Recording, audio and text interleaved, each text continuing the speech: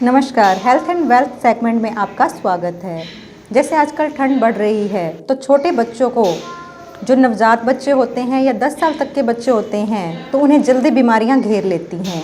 इस बारे में डिस्कस करने के लिए आज हमारे साथ हैं बाल रोग विशेषज्ञ डॉक्टर शोभना। नमस्कार मैम, आपका स्वागत है। तो मैम, हमारा फर्स्ट क्वेश्चन ये है कि जैसे अचानक ठंड बढ़ गई है तो नवजात शिशुओं से लेकर जो 10 वर्ष तक के बच्चे होते हैं, इन बच्चों को कौन सी बीमारी होने का खतरा ज़्यादा रहता है? जब सर्दियां बढ़ रही होती हैं उस टाइम सांस की प्रणाली से संबंधित बीमारियां सबसे ज़्यादा होती हैं, रेस्पिरेटरी प्रॉब्लम्स जिनको कहते हैं। स्पेशली जो बच्चे होते हैं, छोटे बच्चे हैं, 10 साल तक के बच्चे या और 5 साल तक के जो बच्चे होते हैं, वो इसकी गिरफ्त में सबसे ज़्यादा आते हैं। बच्चे मानते नहीं हैं, नंगे पैर भी घूमते रहते हैं, ठंडे पानी में भी हाथ देते रहते हैं, बाहर भी आउटडोर भी जाते रहते हैं, तो फिर ठंड से प्रभावित होने का उनका सबसे ज़्यादा प्रोन हो जाते हैं वो बच्चे।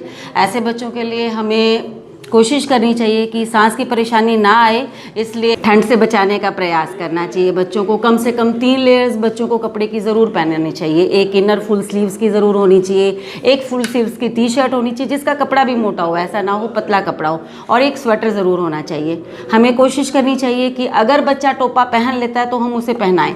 बार बार अगर निकालने की उसकी प्रवृत्ति होती है तो हमें छोड़ देना चाहिए, ठीक है। अदरवाइज़ बार बार अगर निकालेगा, पहनेगा तो ठंड लगने के आसार ज़्यादा हो जाते हैं, चांसेस भी ज़्यादा बढ़ जाते हैं।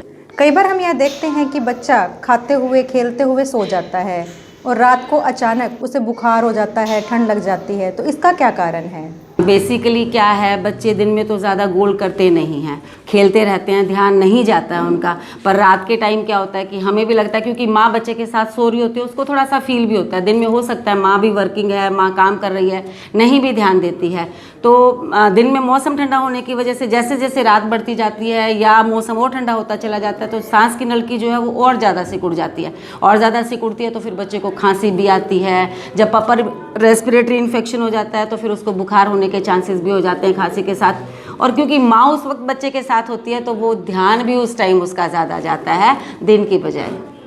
डॉक्टर साहब, मेरा एक और क्वेश्चन यह है कि माँ को खाना पीना कैसा देना चाहिए और कौन से सावधानियाँ रखनी चाहिए? बच्चे को आउटडोर से बचा के रखें। बहुत ज़्यादा ठंडी हवा चल रही होती है, सबसे इम्पॉर्टेंट काम, बच्चा अगर बाहर निकलता भी है तो उसको अच्छी तरह से पैक करके भेजें।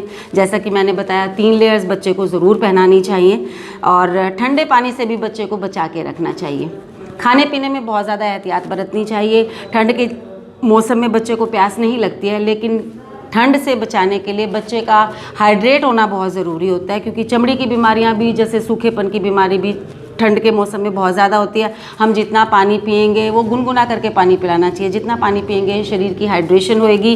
पानी ज़्यादा पीने से वायरल इन्फेक्शन में जो है लिक्विड इंटेक वैसे बहुत होना चाहिए, और ऐसे मौसम में वायरल इन्फेक्शन के चांसेस सबसे ज़्यादा होते हैं।